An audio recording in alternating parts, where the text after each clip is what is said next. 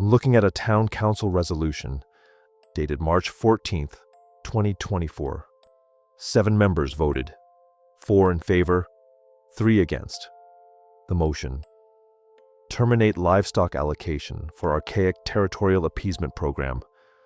That's the bureaucratic language they used to end a 200-year-old agreement with something that shouldn't exist.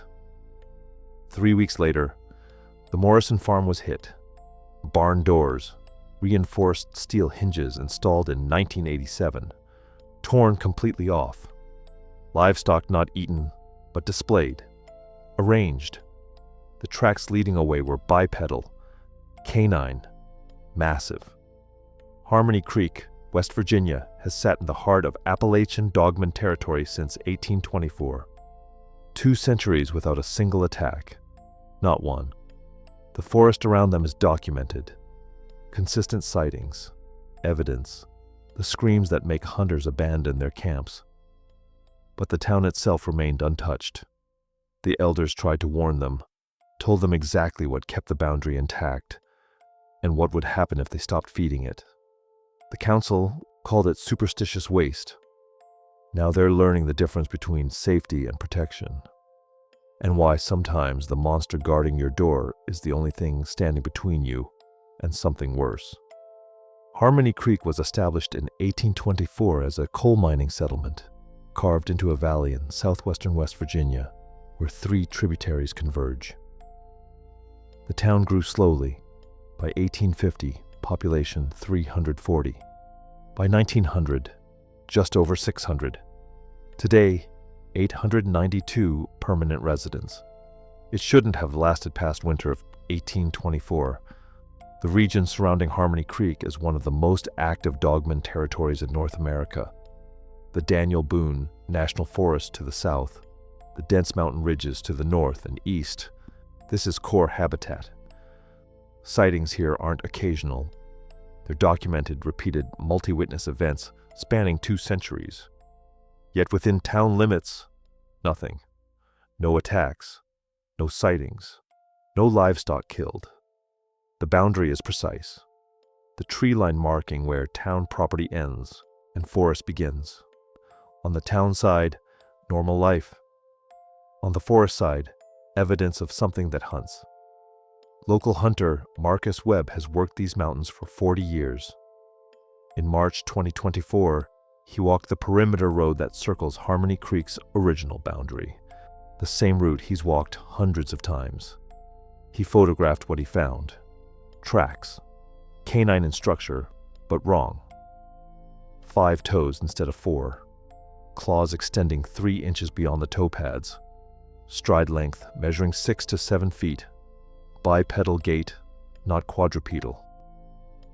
The tracks approached the road from the forest, stopped at the pavement, turned parallel to the tree line, never crossed. Webb found them in 14 locations around the town's perimeter, always the same pattern: approach, stop, redirect.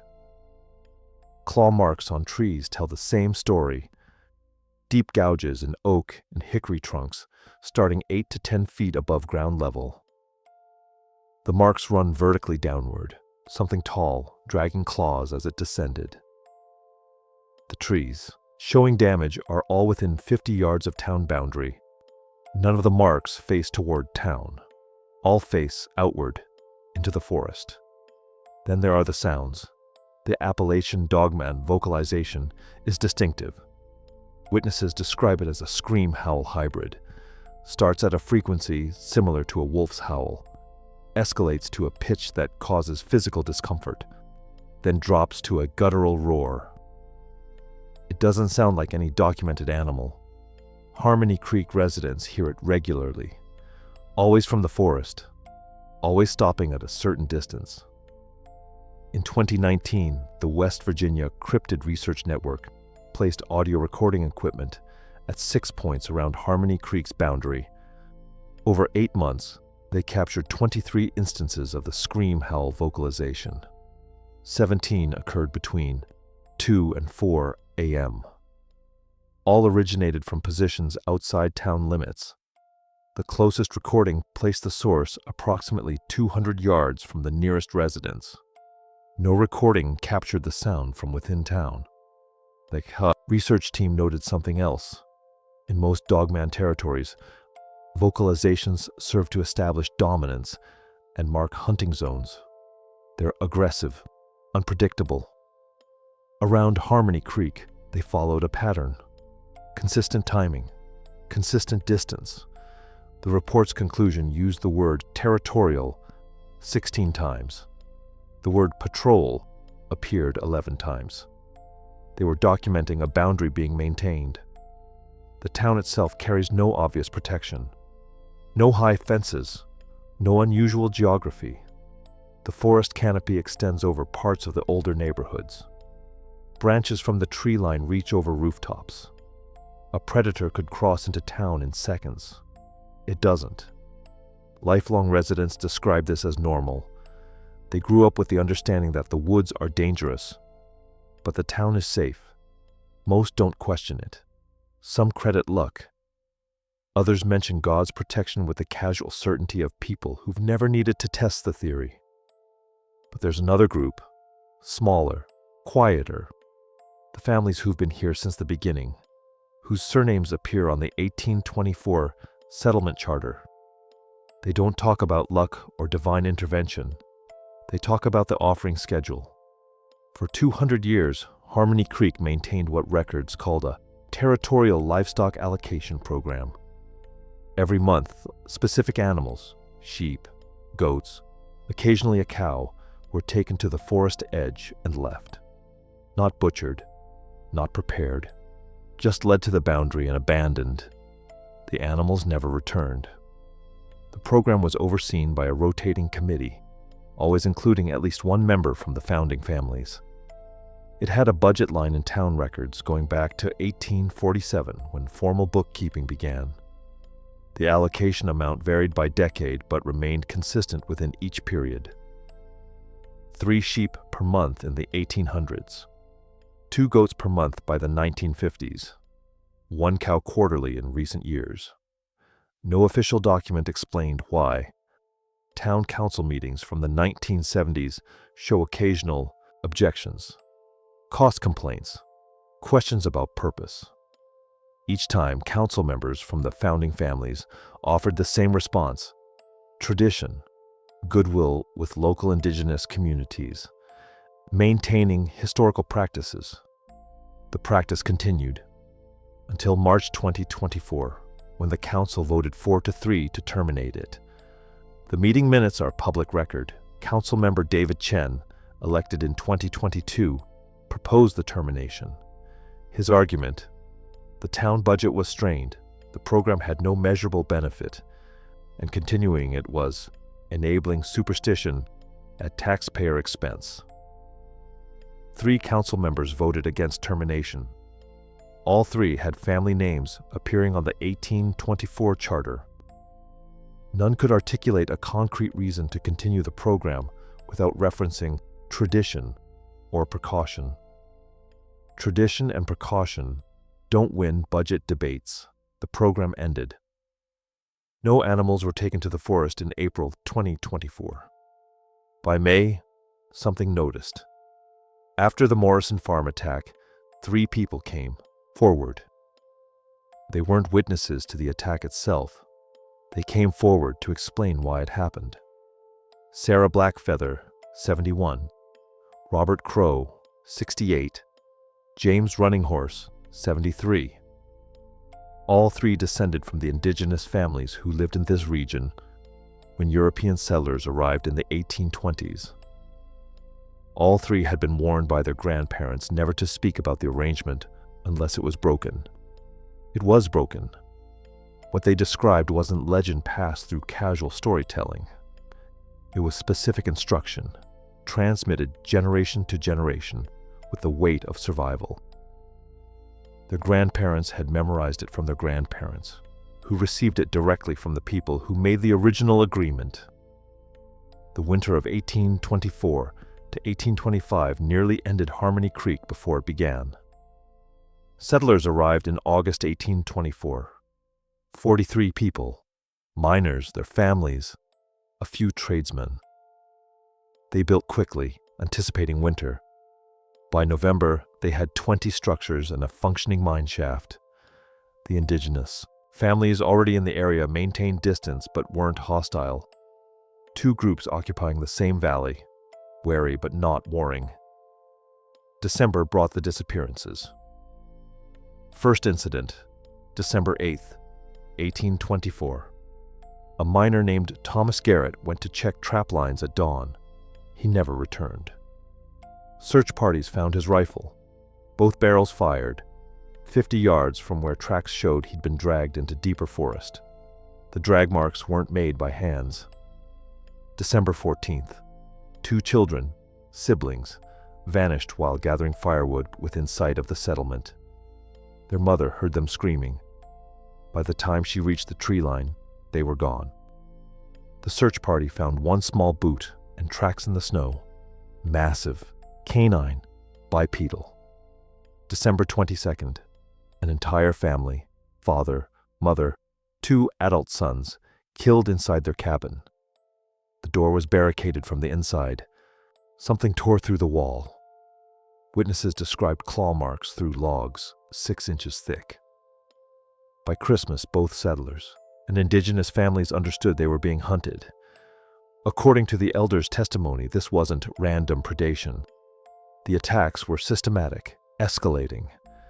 The creatures, the elders used the term the settlers would later adopt, DOGMAN, were driving both groups out.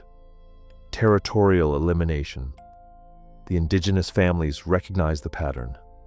They'd seen it before, generations earlier in different valleys. When DOGMAN packs established territory, they removed human presence completely. Not quickly, slowly, methodically. Breaking morale, forcing abandonment. Flight wasn't an option for the settlers. Winter had closed the mountain passes. They couldn't leave until spring.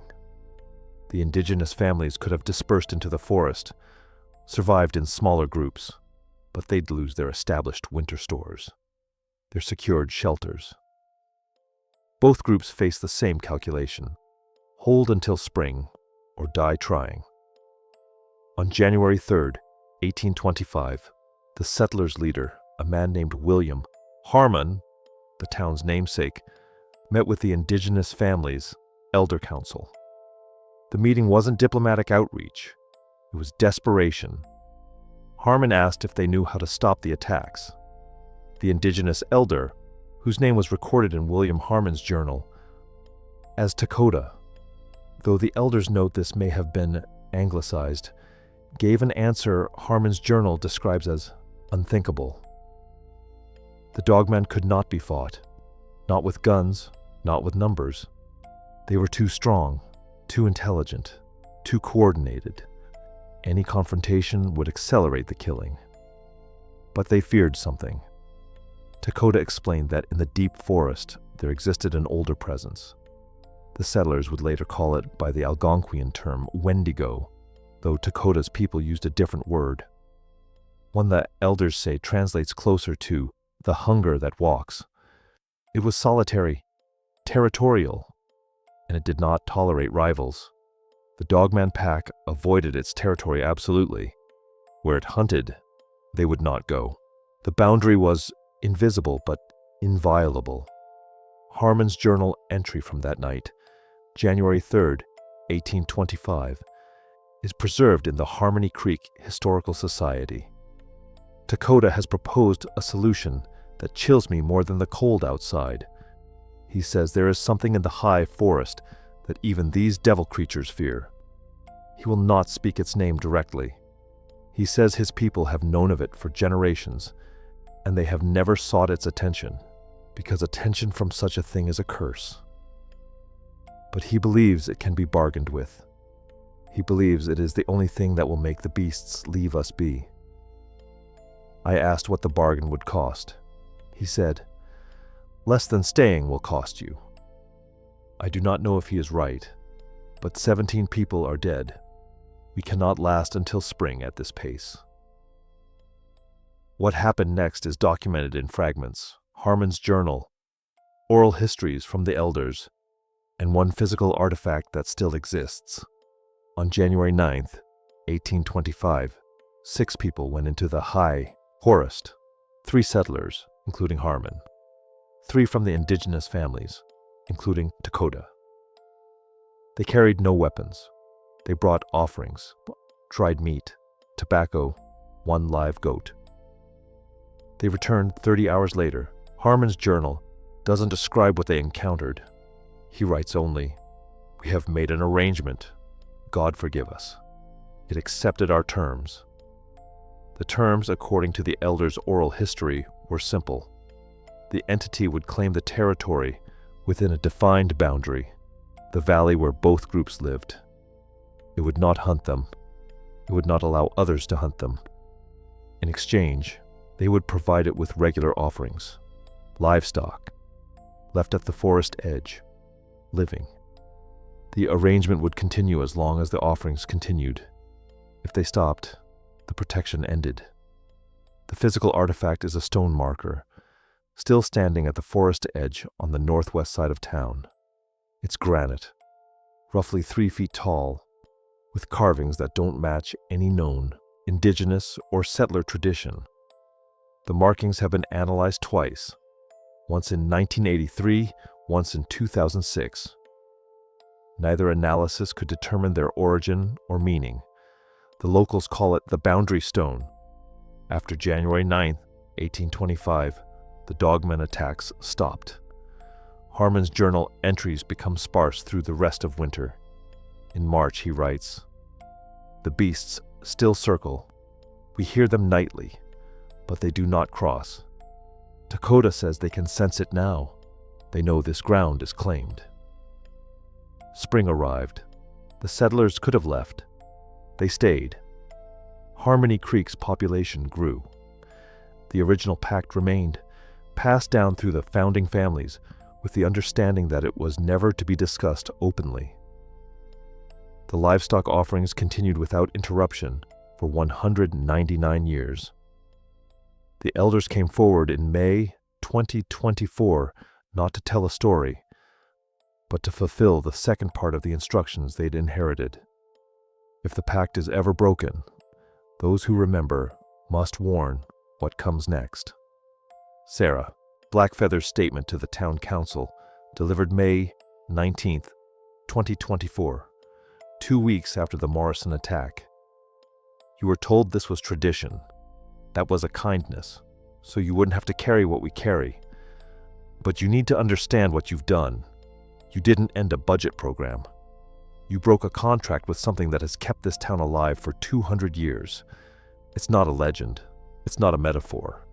And now it knows you don't intend to keep your side anymore." She paused, then finished. "The Dogmen never left. They've been waiting. And the only reason they waited this long is because something worse was standing in their way.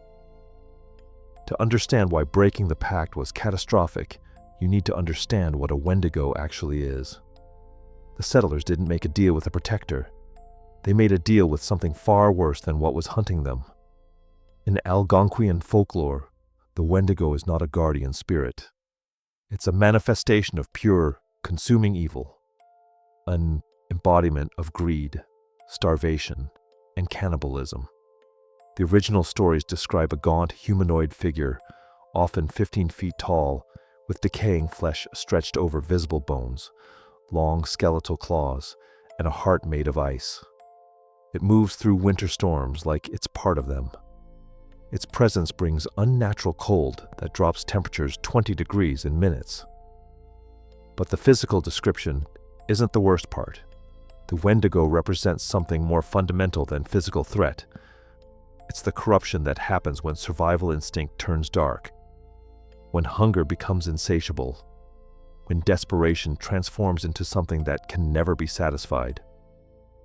In traditional belief systems, a person could become a Wendigo by engaging in cannibalism or allowing greed to consume their humanity entirely. This wasn't a creature you prayed to for protection. This was a creature you prayed would never notice you existed. So why would anyone make a pact with it? Because sometimes you have to Choose between two nightmares and you pick the one with rules. The dogman operates on predatory instinct. It hunts in packs. It kills for territory, for food, for the act itself. There's no negotiating with that kind of primal aggression. You can't reason with something that sees you as prey. The dogman doesn't hold territory through agreement. It holds it through violence.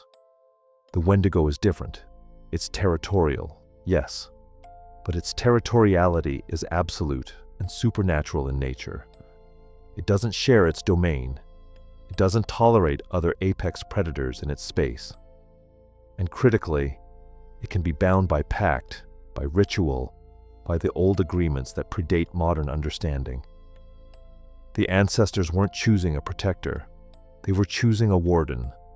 Think of it this way. The Wendigo didn't guard Harmony Creek because it cared about the people. It guarded Harmony Creek because the town was its designated feeding ground, and it doesn't allow poachers. The livestock offerings weren't gifts to a benevolent guardian. They were tribute paid to a landlord who happened to keep other threats away while collecting rent. The pact established in 1824 was specific. Every new moon, the town would leave 2 head of livestock at the northern boundary. Not as food for the Wendigo, necessarily. As acknowledgement of the agreement. As proof that humans remembered their place in the hierarchy. In exchange, the Wendigo would maintain an exclusion zone. Its presence, that unnatural cold, that feeling of being watched by something ancient and hungry, would permeate the forest around Harmony Creek. Other predators would sense it. The dogman, creatures of instinct despite their intelligence, would recognize they were entering another apex predator's territory and turn back. The Wendigo didn't have to fight the dogman. Its mere presence was enough. For 200 years this arrangement held. The town stayed safe. The Wendigo stayed fed, and the forest remained a place where 2 types of monsters maintained an uneasy boundary, with human beings as the commodities in between. But the peace came at a cost that went beyond livestock. The elders passed down warnings about what happened when someone ventured too far into the woods during winter, about disappearances that couldn't be explained by normal predation, about the bone-deep cold that would settle over certain hollows where no cold should exist, about the dreams some people had, visions of vast hunger, of flesh that never satisfied, of becoming something that couldn't stop consuming. These weren't stories meant to entertain. They were documentation of the price, because the Wendigo, even when bound by pact, remained what it was, a force of corruption, a spirit that embodied the darkest transformation hunger could cause. The elders made sure every generation understood the guardian was not their friend. It was simply the enemy they'd made a deal with. Traditional wisdom held that such pacts must be maintained with absolute consistency. Miss an offering and you've broken faith. Alter the terms without ritual renegotiation, and the agreement is void. These weren't arbitrary rules. They were the fundamental structure of the relationship. The Wendigo doesn't forgive. It doesn't forget. It exists in a state of eternal hunger that makes human concepts of mercy irrelevant. So when the town council voted in 2024 to end the livestock program, they weren't just cutting a budget line item.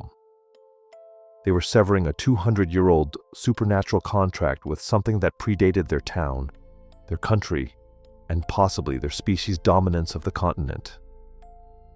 They were telling the Wendigo its services were no longer required, and the Wendigo, bound only by agreement and not by any affection for the town, had no reason to stay.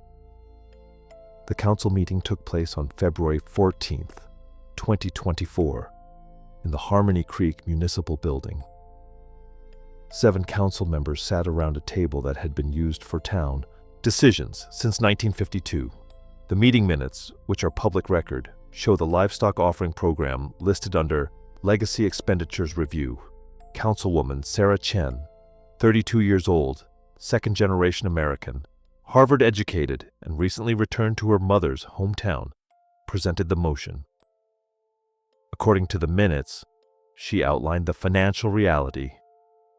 The town was maintaining an annual expenditure of approximately $18,000 for livestock that was donated to wildlife at the northern forest boundary.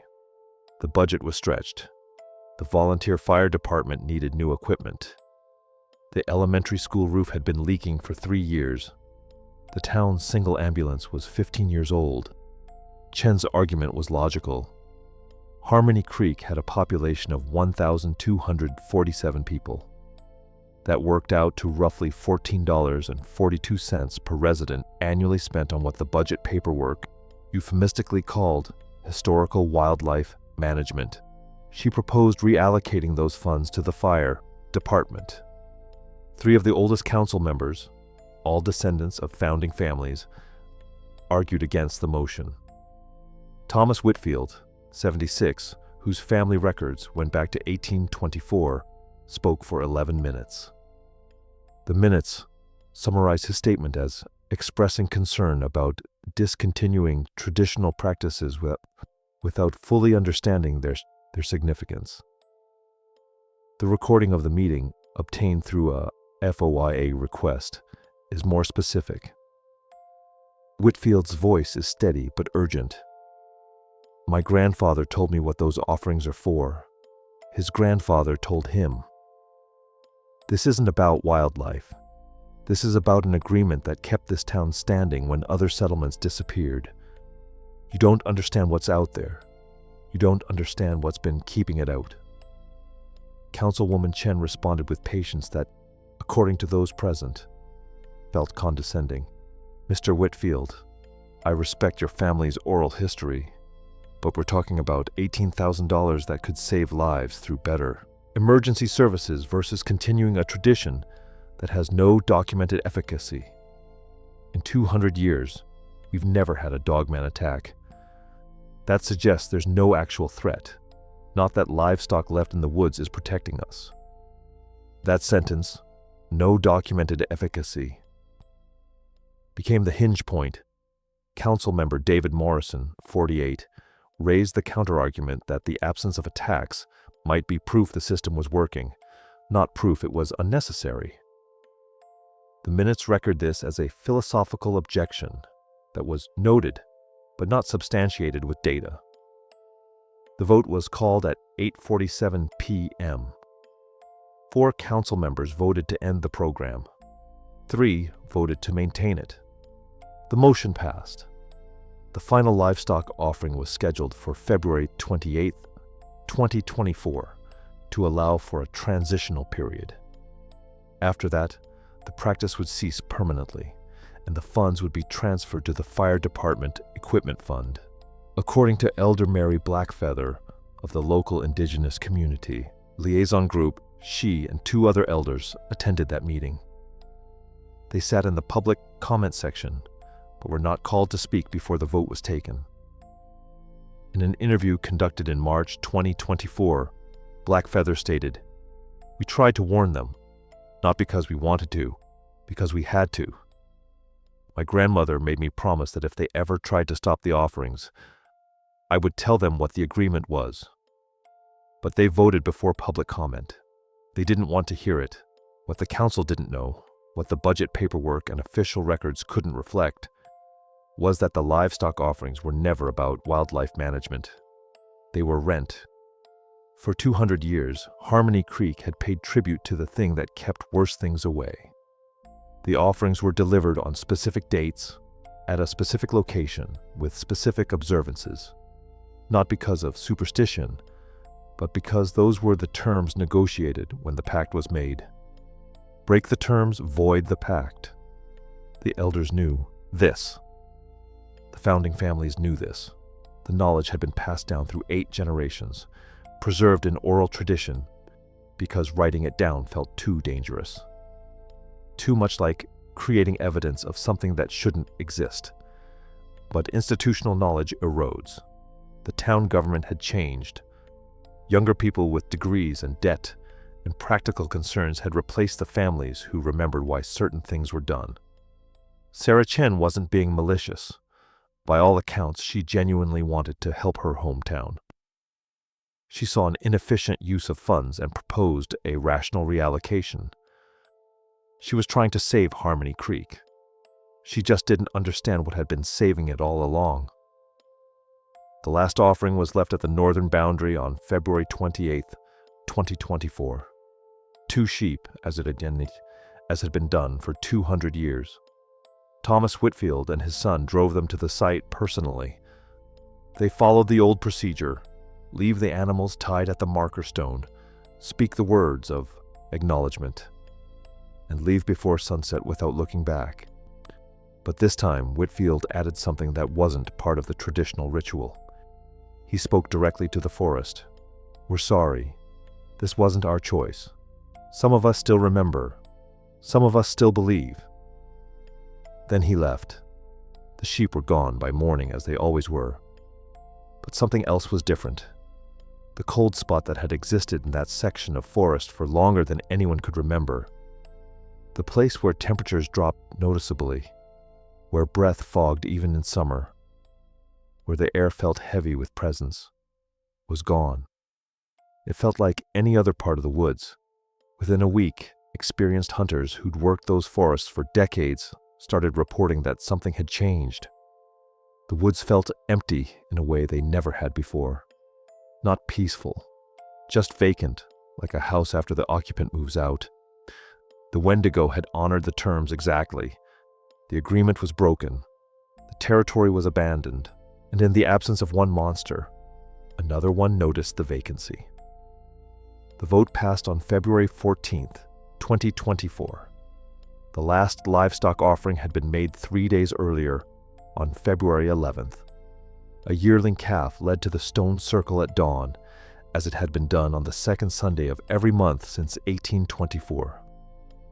The ritual was simple. No words, no ceremony, just the animal tethered at the center and the long walk back to town without looking over your shoulder. For 200 years, by the time anyone returned to the site, the offering was gone. On February 18th, a week after the final offering and 4 days after the council vote, a local hunter named Marcus Webb reported something to the sheriff that didn't make the official record. He said the woods felt wrong, not dangerous. He'd hunted these mountains for 30 years and knew dangerous. He said they felt empty. "It's like when you walk into your house and know somebody left," Webb told me when I interviewed him 6 months later. Not that someone's there, that someone was there and now they're not. The woods have always felt watched in these parts, heavy, like something's paying attention. That morning, for the first time in my life, I felt alone out there, completely alone. 3 other hunters reported the same sensation between February 18th and February 22nd. The forest felt abandoned. One described it as the difference between a prison with guards and a prison after the guards walk off the job. The elders knew immediately. On February 20th, Sarah Blackfeather and 2 other members of the tribal council entered the forest using methods passed down through their families. Methods I won't detail here because they asked me not to. What I can tell you is that they went to verify what they already suspected. They returned 6 hours later and called an emergency meeting with Harmony Creek's mayor.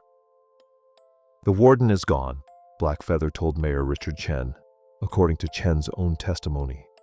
"The boundary is open. You have maybe a week before they realize it." Chen dismissed the warning.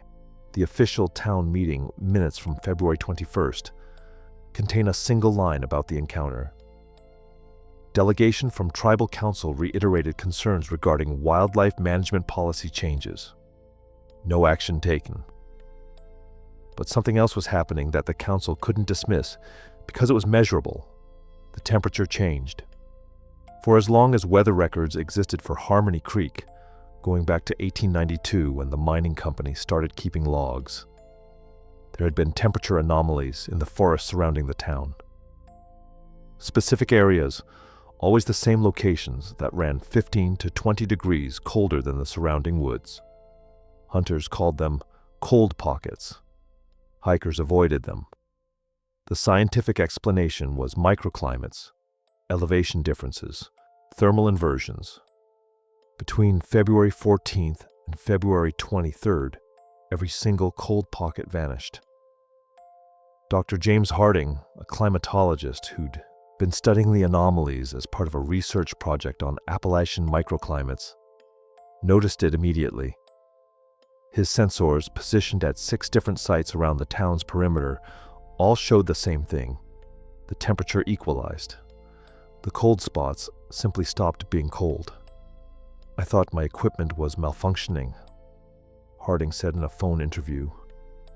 I went out to check the sensors personally. They were working perfectly. The temperature variations that had been present at those sites for the entire 2 years I'd been monitoring them, and according to historical data, for decades before that, were just gone. The forest temperature was completely normal. Normal meant vulnerable. On February 24th, they asked, the howls started. Not the howls that people in Harmony Creek had heard for generations. Those deep, wolf-like calls that echoed from miles away, from beyond the tree line, never coming closer. These were different.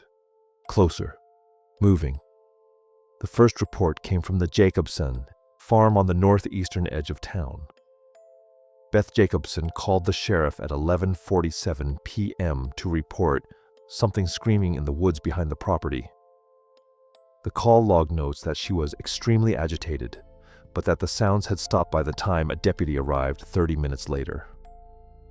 The second report came at 2:33 a.m. from the Morrison property, southeastern edge.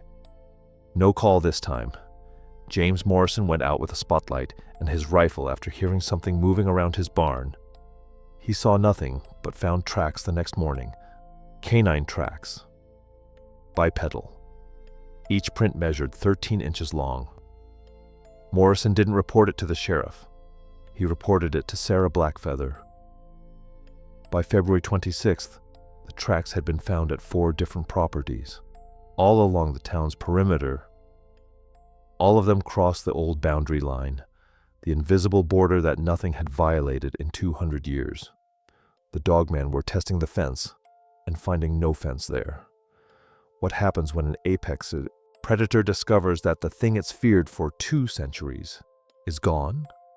The same thing that happens when any territorial animal finds an undefended resource.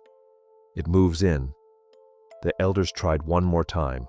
On February the 27th, Sarah Blackfeather stood before the town council with photographs of the tracks, with testimony from hunters, with temperature data from Dr. Harding, with everything they'd gathered in the 2 weeks since the vote. The pact is broken, she said. The protection is gone. You need to reinstate the offerings immediately, and you need to do it with the proper acknowledgement of what was done. A formal reversal, a restoration. The council voted 4-3 to take no action. We are not going to let fear and superstition dictate municipal policy, Councilman David Torres stated for the record. What we're seeing is a temporary increase in wildlife activity, likely due to seasonal migration patterns. The tracks are from bears. The howls are coyotes. We've consulted with the State Wildlife Office, and they assure us this is normal Appalachian fauna behavior. The State Wildlife Office had never sent anyone to Harmony Creek. Torres had emailed them photos, and a desk officer in Charleston had responded with a form letter about black bear activity. That meeting adjourned at 8:15 p.m. on February the 27th, 2024. The Morrison farm was attacked 31 hours later. James Morrison's daughter, Rebecca, 16 years old, was the first to hear it. She was in her bedroom on the 2nd floor of the farmhouse, windows open despite the cold because she liked the sound of the wind in the trees. At 3:47 a.m. on February the 29th, she heard the barn door. Not opening. Breaking. It sounded like a car crash, she told me, her hands shaking around a cup of coffee 6 months later. Her father sat beside her, saying nothing, staring at the table. This huge metal screech, then a bang that shook the house. I thought maybe Dad's truck had rolled into the barn or something. Then I heard the animals. The Morrison farm kept 12 head of cattle, a small herd by commercial standards, but significant for a family operation. They also had chickens, 2 horses, and a livestock guardian dog named Bear, a 120-pound Great Pyrenees that had never backed down from a coyote or fox. Rebecca heard all of them screaming at once. She ran to her parents' room. Her father was already up, pulling on boots, grabbing the rifle he kept in the closet. Her mother was calling 911. Rebecca followed her father to the window that overlooked the barn, or the barn door, a reinforced steel sliding door installed in 2019 after a severe storm season, was lying in the gravel driveway, 30 feet from the barn. Not opened, torn completely off its track and thrown. There was something in the doorway, Rebecca said. I only saw it for a second before it went inside, but it was tall, taller than the door. It was walking on 2 legs, but it wasn't a person. Dad saw it too. James Morrison confirmed this. He saw the shape. Broad shoulders, narrow waist, something wrong with the head. Before it disappeared into the barn, he heard what happened next. Bear, the livestock guardian dog bred and trained to protect the herd, stopped barking. There was a single yelp, then silence. When the sheriff's department arrived 18 minutes later, they found James Morrison standing in his driveway with his rifle, refusing to approach the barn. His wife and daughter were locked in the house. 4 deputies entered the barn with flashlights and sidearms drawn. What they found became the official incident report, case number 2024-0847, Harmony Creek Sheriff's Department. I have a copy of that report. The photographs are not public record, and I won't describe them in detail. What I can tell you is what the report states. 7 cattle dead, not killed for food. There was minimal feeding on the carcasses. Killed through massive trauma, throats torn, bodies displaying injuries consistent with large predator attack. The 800-pound bull had been thrown into the barn wall with enough force to crack 2 support beams. Both horses mutilated, but alive, requiring emergency euthanasia by the responding veterinarian. The chicken coop destroyed, 37 chickens dead. Bear, the livestock guardian dog, found in 3 pieces. And the claw marks. 4 parallel gouges, each nearly an inch deep, carved into the steel support beam at a height of 8 feet off the ground. The sheriff's report noted them. The investigator photographed them. The official explanation filed with the state was damage consistent with farm equipment. No farm equipment makes 4 parallel marks at 8 feet high on a vertical surface. But the detail that didn't make it into any official report, the detail James Morrison told me in his kitchen 6 months later, while his daughter sat silently crying, was what they found in the gravel outside the barn. Tracks, dozens of them, starting from the tree line 200 yards away, approaching the barn, then leaving the same way. Bipedal canine tracks, 13 inches long, showing a stride length of nearly 6 feet. And at the barn door, where the creature had stood before entering, a single print pressed deep into the gravel, so deep that James Morrison said you could see the individual claw marks at the end of each toe. I filled that print with plaster before the sheriff got there, Morrison told me. I have the cast in my workshop. I don't know what to do with it. I just needed proof that I wasn't losing my mind. He showed me the cast. I photographed it. The print is 14.5 inches long, 7 inches wide at the toe pads, with 4 distinct toes and claw marks extending 2 inches beyond the pad impressions. No known animal in North America makes that print. The sheriff's department classified the incident as wildlife intrusion, species undetermined. They recommended the Morrison family install security lighting and contact State Wildlife Services. The State Wildlife Office never responded to the Morrisons' calls. But the town finally listened. By the morning of March 1st, 2024, everyone in Harmony Creek knew what had happened at the Morrison farm.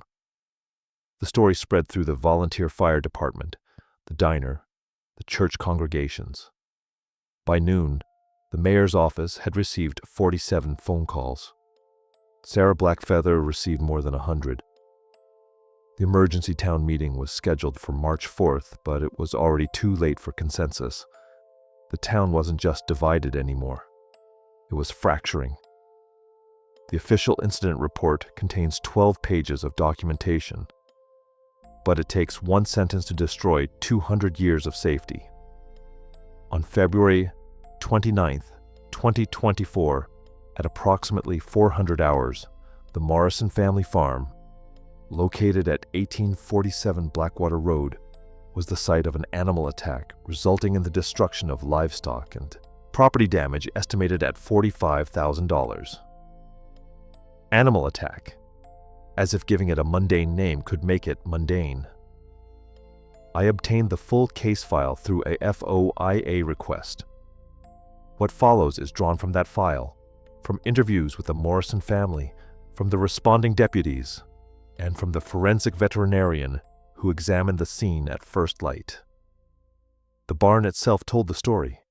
The sliding door, installed in 2019, built from 14-gauge steel on a commercial-grade track system, rated to withstand winds up to 110 miles per hour, was found 30 feet from the barn, lying face down in the gravel driveway.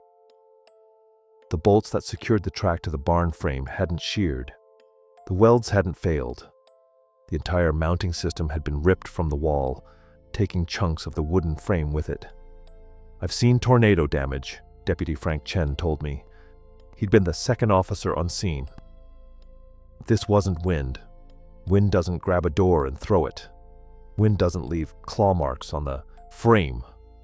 The claw marks started at the top of the door frame, 8 feet 3 inches from the ground. 4 parallel gouges, each approximately 3/4 of an inch deep, carved into the hardwood frame at a slight downward angle. The wood between the gouges showed compression fracturing. The marks weren't scratched. They were punched in, with enough force to splinter the grain. Similar marks covered the interior of the barn. 15 separate locations where something had dug claws into wood or steel, almost all of them above 6 feet high. The deepest set penetrated the steel support beam. Dr. Carol Feng, the forensic veterinarian called to the scene, documented the livestock casualties in her official report. I'll spare you the detailed descriptions. What matters is the pattern she noted in her assessment. The cattle deaths show evidence of extreme predatory aggression, but minimal consumption. Throat trauma in all cases was catastrophic and immediately fatal, consistent, with a predator capable of generating bite force exceeding 1,200 pounds per square inch. However, tissue removal was minimal, less than 5 pounds across all 7 carcasses. This suggests the attack was not motivated by hunger. Not hunger, dominance. The bull, a 1,500-pound Angus named Samson, had been thrown into the barn wall with enough force to crack 2 support beams and create an impact crater in the wooden siding. The impact point was 7 feet off the ground. The carcass showed compression fractures across the rib cage and spine consistent with being lifted and slammed. No known North American predator has the physical capability to lift and throw an animal of this size, Dr. Feng wrote in her report. The force required would exceed that of a grizzly bear, and the vertical impact angle is inconsistent with any quadrupedal attack pattern. The horses, both quarter horses used for trail riding, survived the initial attack but had to be euthanized at the scene. Dr. Feng's report notes defensive injuries, suggesting the animals attempted to flee but were cornered. The claw marks on their flanks showed the same 4 parallel pattern found throughout the barn. Bear, the livestock guardian dog, was found in 3 sections near the barn entrance. The Great Pyrenees had been bred and trained to fight off coyotes, wild dogs, even black bears. His skull showed puncture wounds from canine teeth, measuring 2¼ inches at the base. For comparison, a gray wolf's canine teeth measure approximately 1 inch at the base. But the evidence that confirmed what everyone in Harmony Creek already knew, that this wasn't just an animal, and it wasn't just an attack, was outside the barn in the gravel driveway where James Morrison had made his plaster cast before the sheriff arrived. The tracks told a story. They started at the tree line, 230 yards from the barn, measured by Deputy Chen's rangefinder. A single trail of bipedal prints, each one showing 4 distinct toe pads and claw impressions, crossing the open pasture in a straight line toward the barn. The stride length varied between 5 and 7 feet. Not running, walking. The depth of the prints in the soft ground near the pasture indicated a weight between 400 and 500 pounds, based on soil compression analysis done later by a forensic consultant whose report was not included in the official file. At the barn door, the prints stopped. A single deep impression showed where the creature had stood. Front pads pressed into the gravel with enough force to leave claw marks in the stones themselves. Then the tracks resumed inside the barn, in the soft earth where cattle feed had been spilled, before exiting and returning to the tree line. The return tracks showed a longer stride, 7 to 8 feet, moving faster. James Morrison's plaster cast captured the detail that no photograph could properly show. I held that cast in my hands. I measured it. 14½ inches long, 7 inches wide across the toe pads. 4 distinct toes, each ending in a curved claw mark extending 2 inches beyond the pad. The print showed a bipedal gait, weight distribution concentrated on the ball of the foot, with a heel impression that was lighter and narrower. This isn't how a wolf walks. This isn't how a bear walks, even when a bear occasionally moves on 2 legs. This is how something built to walk upright leaves a print. I showed it to the sheriff. Morrison told me. I showed him the cast, walked him through the tracks in the pasture, showed him the claw marks.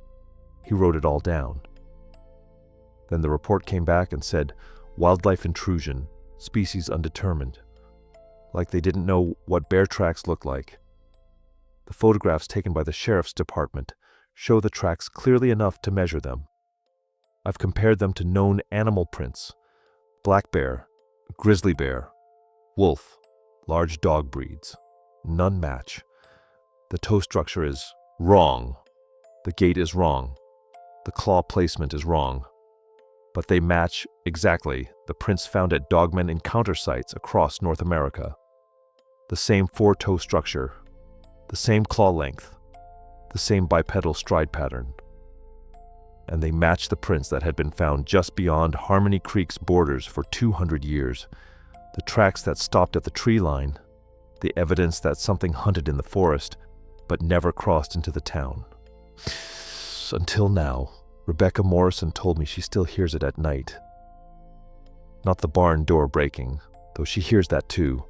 The sound that comes back to her is the moment when all the animals stopped screaming at once, when Bear stopped barking mid-bark, when the cattle went silent. It took 3, maybe 4 seconds, she said. Everything was chaos, all these animals panicking, and then just nothing. Like something walked in and everything that could make noise decided it was better to die quiet. That silence lasted until the deputies arrived 17 minutes later to find James Morrison standing in his driveway with a loaded rifle, staring at his barn, refusing to go inside. The official damage estimate was $45,000.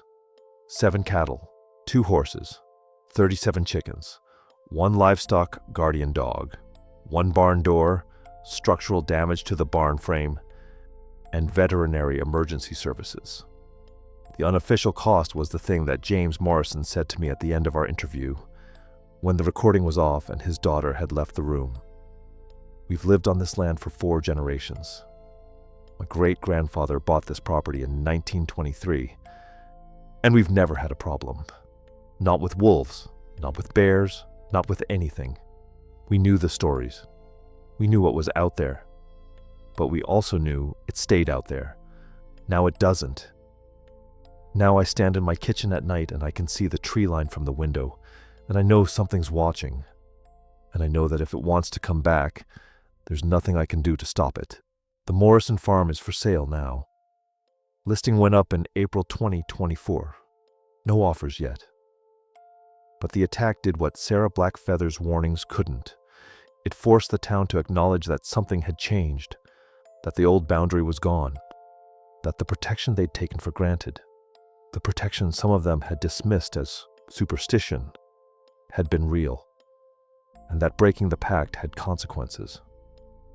The emergency town meeting was scheduled for March 4th, but the real fracture started the morning after the attack, when two distinct groups began forming in Harmony Creek. Those who wanted to restore the pact, and those who wanted to kill what the pact had been holding back. The town meeting on March 27th, 2024, lasted 6 hours. By the time it ended, Harmony Creek had fractured into 3 distinct groups, and the fault lines ran through families, friendships, and generations. The traditionalists gathered around Martha Blackfeather and the other elders. They held the records, handwritten logs passed down through 7 generations, documenting every offering made since 1824. 200 years of livestock counts, ritual dates, and one undeniable fact: not a single dogman incursion during that entire span. Their argument was mathematical. The cost of maintaining the pact was 12 cattle per year, plus 4 goats at the solstices.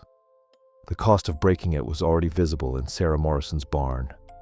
The modernists clustered around Council Chairman Derek Hastings. They brought rifles to the meeting.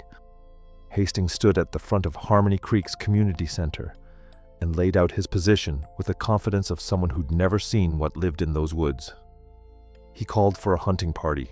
He wanted motion sensor cameras installed at the town's perimeter. He'd already contacted the State Wildlife Division, filed reports about aggressive wolf hybrids, and pushed through an emergency budget for ammunition and reinforced fencing. Then there was everyone else, the terrified middle, parents who kept their children home from school, business owners who watched their customer base evaporate as people stopped driving through town after dark. People who wanted safety, but couldn't reconcile what that safety required. I spoke with Thomas Webb, a third-generation logger who'd worked the forests surrounding Harmony Creek for 43 years. He described the change in atmosphere during that meeting. It wasn't about livestock anymore. It was about what we believed was real. Half the room was arguing about things they'd never seen, making decisions about threats they didn't understand. The other half had grown up knowing exactly what was out there, and they were watching 2 centuries of protection dissolve because of a budget spreadsheet. The division went deeper than disagreement. It became theological. The question wasn't whether the Wendigo existed. Enough people had seen evidence of something at the border over the decades. The question was whether that something deserved continued tribute, whether the original pact was a covenant or a curse, and whether breaking free from it was progress or suicide. Martha Blackfeather made one final attempt to bridge the gap. She brought the original agreement to the meeting, not the document itself, which had long since deteriorated, but a ceremonial copy maintained by her family. The terms were written in 3 languages: English, Cherokee, and something older that no one present could fully translate. She read the English portion aloud. The pact required the offerings to be made willingly, as tribute rather than theft. It required the people of Harmony Creek to acknowledge the Wendigo's dominion over the territory, and it contained one clause that nobody had violated until 2024. The agreement could only be dissolved by mutual consent. "We broke faith," Martha told the crowd. "We didn't negotiate. We didn't ask for release. We just stopped. And now we're learning what it means when something that's kept the wolves at bay for 200 years walks away. Hastings countered with pragmatism bordering on contempt. We're not a cult. We're a municipality. We have a responsibility to spend the tax dollars on infrastructure, not superstition. If there are predatory animals in these woods, we'll deal with them the way every other town in America does, with animal control and hunting permits. The vote that night was whether to officially reinstate the offering program using emergency discretionary funds. It failed 4-3. The same margin that had ended the pact now refused to restore it. By April 1st, the psychological fracture had become geographic. The traditionalists established a voluntary offering system, pooling personal livestock to continue the ritual even without town sanction. They performed the ceremonies at the old boundary markers, calling out in the ancient words, leaving the tributes at the tree line. Nothing came for the offerings. The carcasses rotted where they were placed. The modernists organized armed patrols, 12 volunteers, rotating shifts, equipped with hunting rifles and radio communication. They set up observation posts at the 4 main roads entering town and established a phone tree for reporting sightings. On April 3rd, the evening patrol reported movement in the woods off Route 19. Large bipedal, moving through the underbrush approximately 60 yards from the road. They fired warning shots. The movement stopped. Then they heard it, not from where they'd seen the shape, but from 3 different directions simultaneously. The territorial howling of a pack establishing dominance. The patrol abandoned their posts and didn't return to duty. By mid-April, the psychological toll had become a public health crisis. Dr. Lisa Chen, the town's only physician, reported a 300% increase in patients presenting with anxiety, insomnia, and stress-related symptoms. Parents were keeping children indoors even during daylight hours. 2 families had already left town permanently, abandoning property they'd owned for generations. The social fabric wasn't just strained, it was dissolving.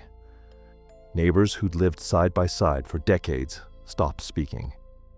The traditionalists viewed the modernists as arrogant fools who doomed them all.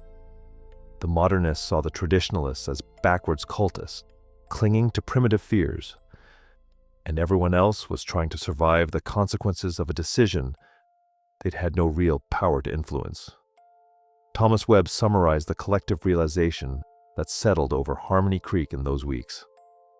We'd lived our whole lives in a kind of paradise we didn't appreciate because we'd never known anything different. For 200 years, we'd been safe in the middle of something dangerous, and we'd started believing the safety was natural. It wasn't. It was purchased, and we just defaulted on the payment plan. Martha Blackfeather agreed to explain the original ritual requirements on April 19th, after the 3rd Dogman sighting within town limits. We sat in her kitchen while she spread out the ceremonial documents her family had maintained since 1824. People think the offerings were just livestock, she said. They weren't. The animals were the tribute, but the ritual was the contract, and contracts have terms. The original pact, according to the records her ancestor had transcribed, required 3 elements: the offering itself, the words of acknowledgement, and the act of willing submission. The settlers and indigenous peoples who'd made the agreement hadn't just bribed the Wendigo. They'd invited it to establish dominion over the territory in exchange for protection from the Dogman packs that hunted the region.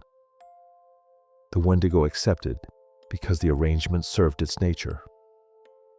These entities, according to the folklore Martha's grandmother had taught her, are territorial. They claim a hunting ground and defend it from rivals. The humans of Harmony Creek weren't granting the Wendigo anything. They were formally recognizing what it already considered its domain and agreeing not to contest that claim. The offerings were acknowledgement, Martha explained. Every solstice, every seasonal tribute, we were saying, "This is your territory. We're here with your permission." That's what kept us safe. Not the meat, the recognition. The town had violated the contract not just by ending the offerings, but by declaring independence. The vote itself was the transgression. When Derek Hastings called the ritual an archaic tithe program, he'd essentially told a territorial apex predator that the town no longer accepted its authority. And the Wendigo had done exactly what the contract allowed. It left. I asked Martha what it would take to restore the agreement. Her answer introduced a possibility more unsettling than the Dogman attacks themselves. "I don't know if we can," she said. "The original pact was made under specific circumstances. Mutual need, good faith on both sides, and most importantly, the Wendigo's willingness to accept our terms. We've broken faith. If we want it back now, we're negotiating from weakness. And when you negotiate with something like that from a position of weakness, you don't dictate terms." She introduced me to the concept that scholars of folklore call an egregore, though she didn't use that term. She described it as belief made real. For 200 years, every person who grew up in Harmony Creek knew about the protector at the border. They maintained the rituals. They respected the boundary. That collective belief and sustained practice gave the Wendigo not just acknowledgement, but power. When we stopped believing, stopped practicing, stopped acknowledging its presence, Martha said, we didn't just break a contract. We withdrew the framework that kept it anchored here. The question now isn't whether it'll come back. It's whether it still exists at all, or if we dissolved it along with the agreement. This interpretation offers a rational framework for viewers who struggle with the supernatural elements. Perhaps the Wendigo was never a literal ancient spirit. Perhaps it was something that combined belief and ritual practice of multiple generations brought into being. A guardian tulpa, sustained by faith and offering. When that sustaining belief evaporated, the entity did too. But that theory, while intellectually comfortable, created a worse problem. If the Wendigo only existed because the community believed in it and maintained it through ritual, restoring those practices now might not be enough. You can't revive faith through policy vote. You can't reconstitute collective belief by restarting a budget line item. On April 23rd, the traditionalists attempted a full restoration ceremony. 17 people gathered at the primary boundary marker on the northwest edge of town. They brought the offerings. 2 cattle, 4 goats, all donated from personal herds. They spoke the words of acknowledgement in English, Cherokee, and the fragments they still remembered of the older tongue. They performed every element of the original ritual that the records documented. The animals were left at the tree line. The group maintained a watch until dawn. Nothing came for the offerings. By morning, scavengers had started on the carcasses. Normal scavengers, crows and possums, not the clean disappearance that had always followed legitimate tributes. The ritual had been performed correctly, but it hadn't been received. Martha called me that afternoon. I could hear the defeat in her voice. "It's not listening," she said. "Either it's gone for good, or it's waiting to see if we mean it. And I think we both know there's only one way to prove we mean it." She didn't elaborate. She didn't have to. The original pact was formed in 1824 during what the records called the Starving Winter, when 17 people disappeared from the settlement over 4 months. The survivors, desperate and dying, had made the agreement only after exhausting every other option. They'd offered the Wendigo not just livestock, but their acknowledgement that they occupied its territory by permission, not by right. If the entity still existed and was now considering whether to return, it would demand proof of sincerity. And the cost of proving sincerity to something you've already betrayed is always higher than the original price. The emergency town meeting is scheduled for next week. I've seen the leaked agenda. They're calling it a community safety forum, but everyone knows what it really is. A vote on whether to resume the offerings. 3 more sightings since the Morrison farm, all within town limits. The tracks are getting closer to Main Street. Here's what the elders are asking for. 12 head of cattle per year, delivered to the northern tree line on the winter solstice, just like the original pact specified. They've already contacted families willing to donate the livestock. They've reconstructed the ritual from oral histories. They say it can be done within 72 hours of the vote. But there's a problem nobody's saying out loud. The Wendigo didn't just leave. It was dismissed, disrespected. Some of the elders believe resuming the old offerings won't be enough now, that the price for reinstatement will be higher than livestock. They won't say what they mean by that, but I've read enough folklore to guess. The modernist faction isn't backing down either. They've pooled money for security systems, organized armed patrols, contacted wildlife officials. They're treating this like an animal control problem that can be solved with enough firepower and fence height. Both sides are avoiding the central question. If you broke faith with a monster, does it even want you back? Somewhere in Appalachia, a town is learning that safety was never free. They were just paying in installments they didn't see. Now the bills come due, and they have to decide. Feed the devil they know, or face the beasts they don't. What would you do? Would you restore the offering, knowing what you're bargaining with?